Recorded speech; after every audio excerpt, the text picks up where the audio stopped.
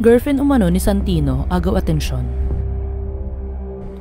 Siya pala ang bumihag sa puso ni Santino. Hindi mo na talaga mabibilang sa daliri ang mga artista ngayon na biglang gumugulat sa social media at isa na nga riyan ang child star na si Zaijian Jaranilla.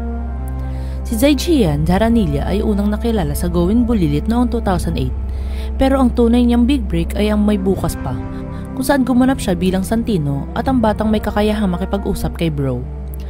Dahil sa husay at pagkakanatural niya sa pag-arte, nagisunod-sunod ang kanyang mga proyekto tulad ng Noah, Lorenzo's Time at Hawak Kamay. Ngayon, ilang taon nang lumipas, tila unti-unti siyang umuusbong bilang isa sa mga leading men ng kanyang henerasyon. Pero hindi lang ang transformation niya ang usap-usapan ngayon. Dahil ang mas mainit na tanong, sino nga ba ang napapabalitang girlfriend umano ng binatang aktor? Kung dati-rati iniiyakan natin siya bilang Santino sa May Bukas Pa, ngayon ay tila ibang karakter na ang kanyang ginagampanan sa tunay na buhay.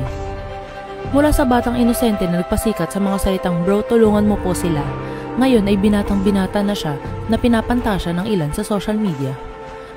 At ang mas nakakagulat, hindi lang katawan niya ang pinag-uusapan ngayon kundi pati ang kanyang love life. Sa mga kumakalat na chika online, may napapabalitang isang kapamilya star ang umano'y nagpapatibok sa puso ng binata. Usap-usapan ngayon sa social media na si Jella Ataide, ang anak ng veteran actress na si Sylvia Sanchez at kapatid ng actress na si Rhea Ataide ang di umano'y karelasyon ng aktor. Ito ay matapos ang pasabog na revelasyon ni OG Diaz sa kanyang YouTube show na Showbiz Update.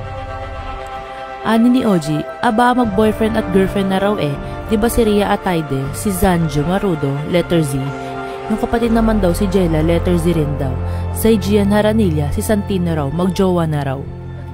Sa ngayon, wala pang kumpirmasyon mula kina Zaijian at Jella, pero ang malino, mas naging malapit sila matapos sila magsama sa mga kapamilya series na Senior High at High Street. Kaya abangan na lang natin kung kailan naaminin ng dalawa o baka naman gusto muna nilang sarilihin ng matamis nilang pagkakaibigan. Isang bagay ang sigurado mula kay Santino ngayon ay ganap na binata na si Zaijian at marunong nang umibig.